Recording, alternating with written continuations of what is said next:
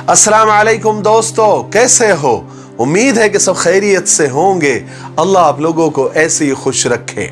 सरकार दो आलम सल्लल्लाहु अलैहि वसल्लम की पूरी जिंदगी पर बनने वाली वीडियो सीरीज जिसका नाम मोहम्मद सब के लिए है, उसका ये 5वां हिस्सा यानी पार्ट 5 है। थोड़ा हम रिकैप कर लेते हैं, यानी हमने पहले क्या सुना। हमने चौथे हिस्से में यह सुना कि किस तरह अल्लाह तबारक व तआला ने अपने घर की यानी काबा की अबरहा जैसे जालिम बादशाह से हिफाजत की, वो भी बिल्कुल हकीर परिंदों के जरिए हाथियों के लश्कर को तबाह और बर्बाद किया। और ये जो अबरहा वाला वाकया है, यानी ये हाथियों वाला जो वाकया है, ये सरकार दो आलम सल्लल्लाहु अलैहि वसल्लम के पैदाइश से 50 या 55 दिन पहले का वाकया है। अगर आप लोगों के अब भी समझ में नहीं आया है तो चारों हिस्सों के वीडियो के लिंक नीचे डिस्क्रिप्शन में दिए हुए हैं, आप पहले उन वीडियोस को देख लीजिए। चलिए आगे सुनते हैं।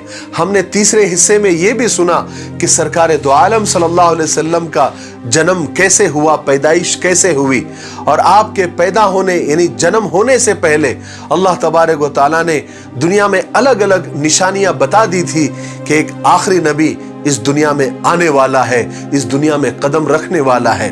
वैसे भी जितनी भी आसमानी किताबें उस वक्त मौजूद थी, सब के अंदर साफ साफ ये बात लिखी हुई थी, ये पेशन गोइया थी कि नबी आखिरुज़्ज़मा यानी आखिरी नबी आने वाले हैं और सबको उनकी पैरवी करनी है।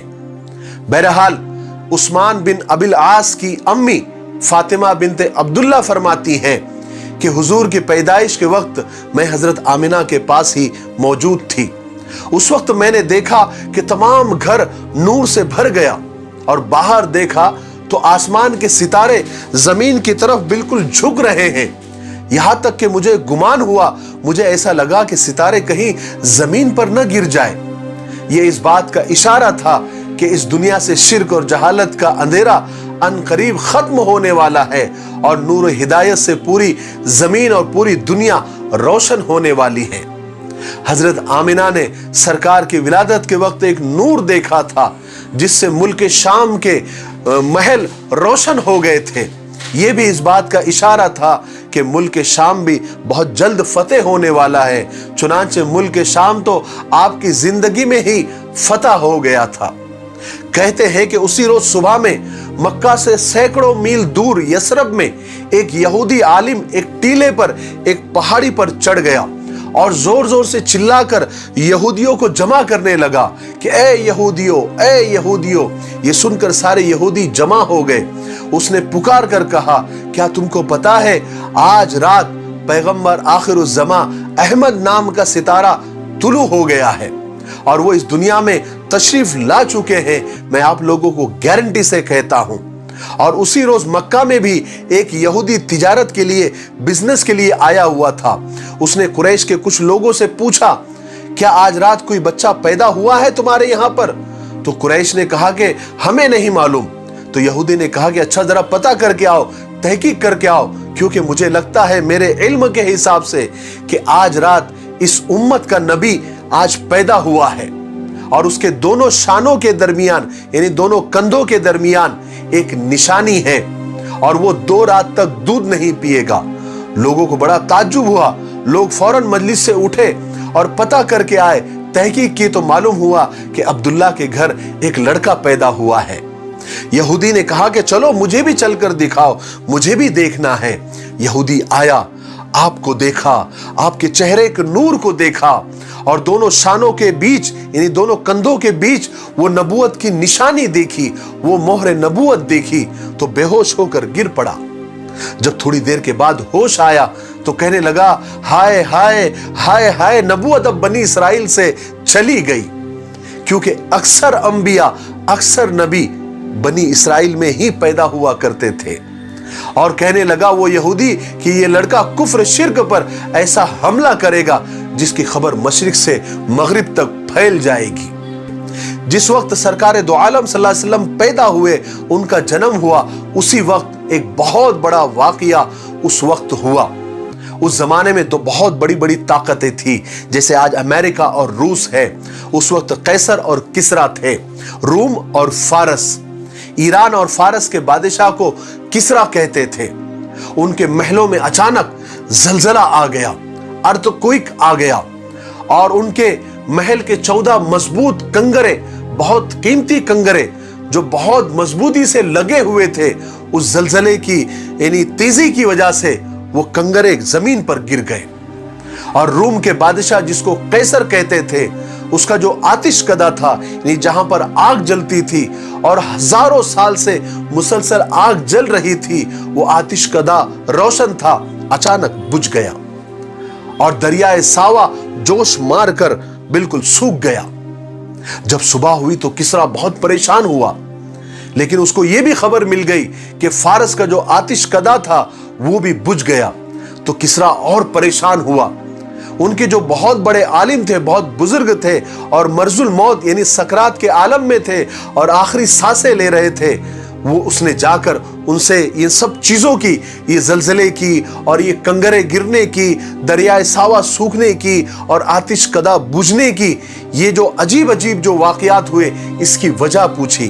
तो उस राहिब ने, उस आलिम ने मरने से पहले कहा कि याद रखो, जब दरियाए सावा सूख जाए और फारस की आग बुझ जाए तो समझ लो कि उस हस्ती ने इस जमीन पर जन्म ले लिया है जो अब तुम्हारी हुकूमत का तख्ता पलट कर रख देगा।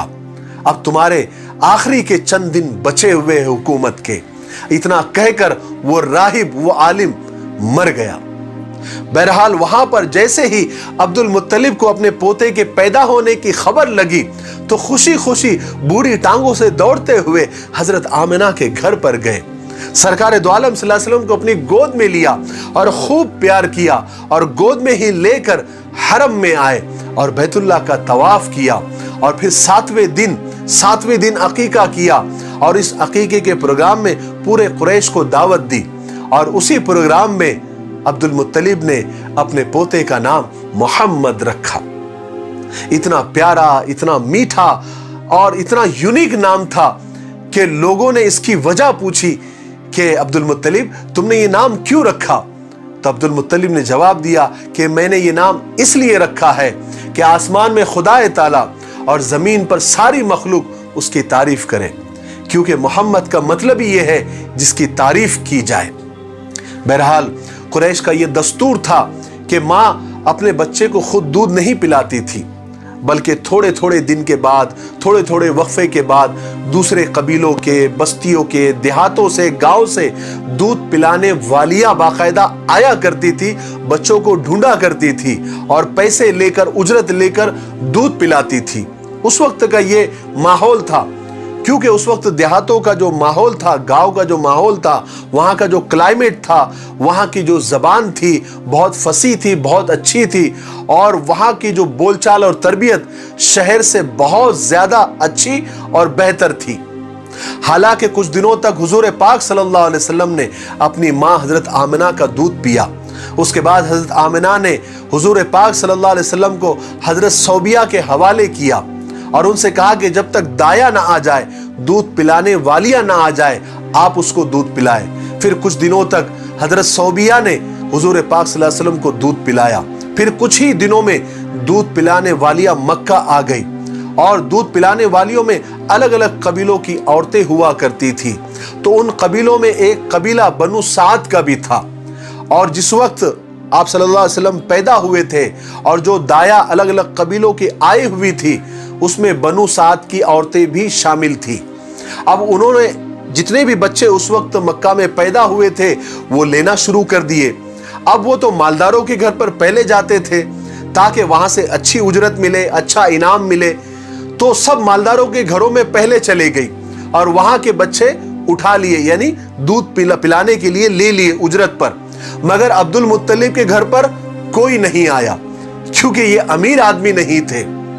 और दूसरी बात, औरतों ने यह भी सोचा कि अरे ये तो यतीम बच्चा है, इसको लेकर क्या फायदा, कोई खास नफा नहीं होगा, कोई अच्छा खासा इनाम नहीं मिलेगा।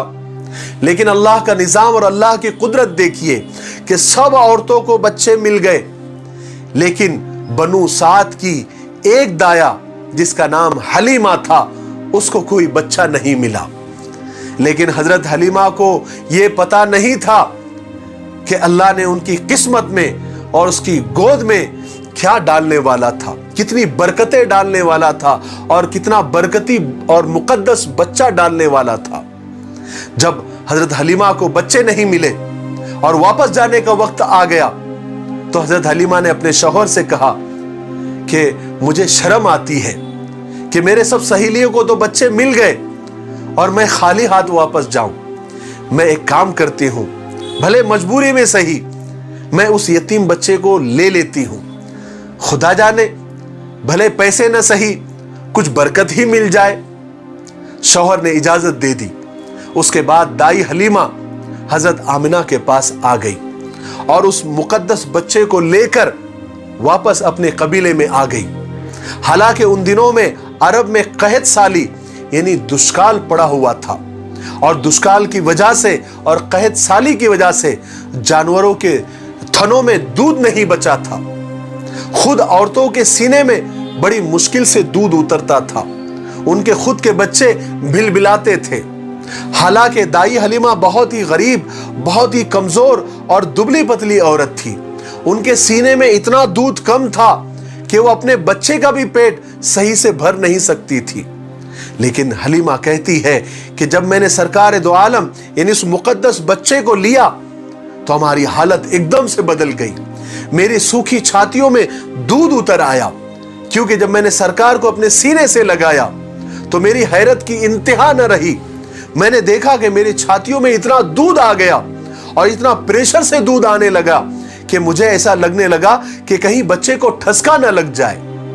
پھر تعجب کی بات یہ ہوئی کہ حضور نے تو خوب سیر ہو کر دودھ پیا۔ اس کے بعد دائی حلیمہ کہتی ہے کہ میرے بیٹے نے بھی خوب سیر ہو کر دودھ پیا، پیٹ بھر کر دودھ پیا، حالانکہ وہ ہمیشہ خالی پیٹ ہی رہا کرتا تھا۔ ہماری اونٹنی اس کے تھن دودھ سے بھر گئے، ہم نے بھی خوب سیر ہو کر اونٹنی کا دودھ پیا، حالانکہ ہم نے کئی زمانے سے پیٹ بھر کر اتنا دودھ نہیں پیا تھا۔ دائی حلیمہ کہتی ہے کہ یہ بچہ اتنا مقدس، اتنا بابرکت تھا کہ جب ہم مکہ سے چلنے لگے تو ہمارا ایک مریل سا گدھا تھا جو بہت کمزور تھا، ہمیشہ قافلے کے پیچھے چلا کرتا تھا۔ اب اچانک اس کے اندر تیز رفتاری آ گئی اور وہ ہمارے قافلے سے بھی آگے نکل گیا۔ حضرت حلیمہ کہتی ہے کہ میرے شوہر مجھ پر رشک کرنے لگے، قافلے والے میری سہیلیاں مجھ پر رشک کرنے لگی اور کہنے لگی حلیمہ یہ بچہ بڑا برکت والا ہے، حلیمہ تو بہت خوش قسمت ہے کہ تجھے یہ بچہ مل گیا۔ جب ہم اپنے گھر پہنچے تو ہماری بکریوں کے تھنوں سے دودھ ٹپک رہا تھا، ہائے ہائے کیا برکتیں تھی۔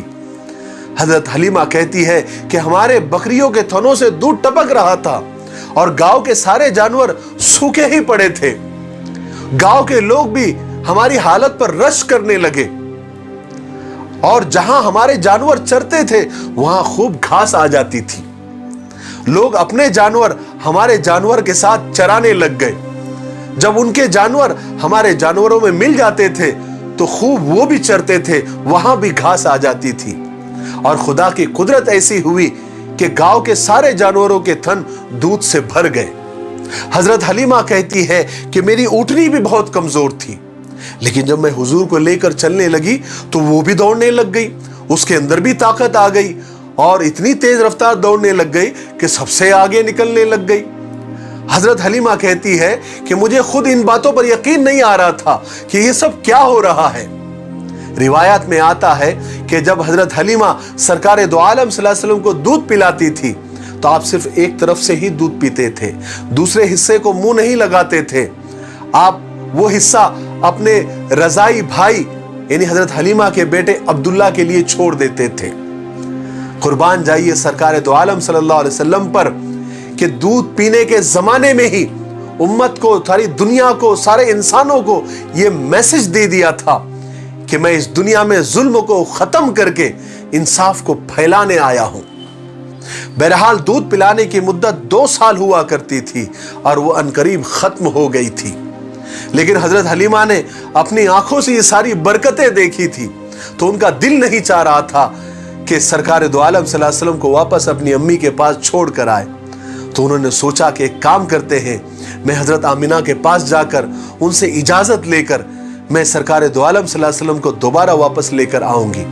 तो मक्का पहुँची, हज़रत हलीमा हज़रत आमिना से मिली और कहने लगी कि आमिना, मेरा दिल चाहता है कि इस बच्चे को मैं कुछ दिनों के लिए और साथ में लेकर जाऊं, क्योंकि मुझे डर है कि अभी मक्का की आबो हवा, क्लाइमेट अभी ठीक नहीं है, हो सकता है कि बच्चे को नुकसान पहुंचे।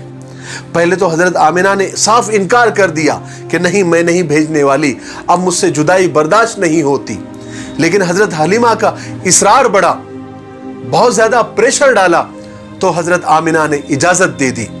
तो हजरत हलीमा खुशी खुशी सरकार दो आलम सल्लल्लाहु अलैहि वसल्लम को दोबारा वापस लेकर अपने गांव आ गई। बहरहाल आज के लिए इतना काफी है, क्योंकि वीडियो काफी लंबा हो रहा है।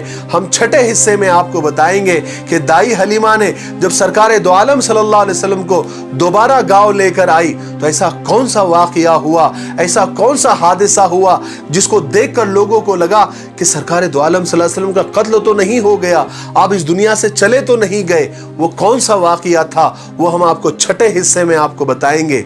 तब तक आप अपने वादे पर कायम रहे और ये वीडियो को आप अगर आपने देख लिया है तो इसको 5 लोगों तक जरूर शेयर करें, ताकि ये मालूमाती वीडियो और ये सरकार दो आलम सल्लल्लाहु अलैहि वसल्लम से मुतालिक जो सही इंफॉर्मेशन है वो हर अपने पराये तक और नॉन मुस्लिम भाइयों तक और आज की नौजवान नस्लों तक आप सल्लल्लाहु अलैहि वसल्लम की पूरी जिंदगी उनके सामने आ जाए, ताकि सरकार दो आलम सल्लल्लाहु अलैहि वसल्लम से मुतालिक जो मीडिया ने और जो इंसानियत और इस्लाम के दुश्मन हैं, जो गलत फहमियाँ उनके दिमागों में डाल कर रखी है, वो क्लियर हो सके, साफ हो सके।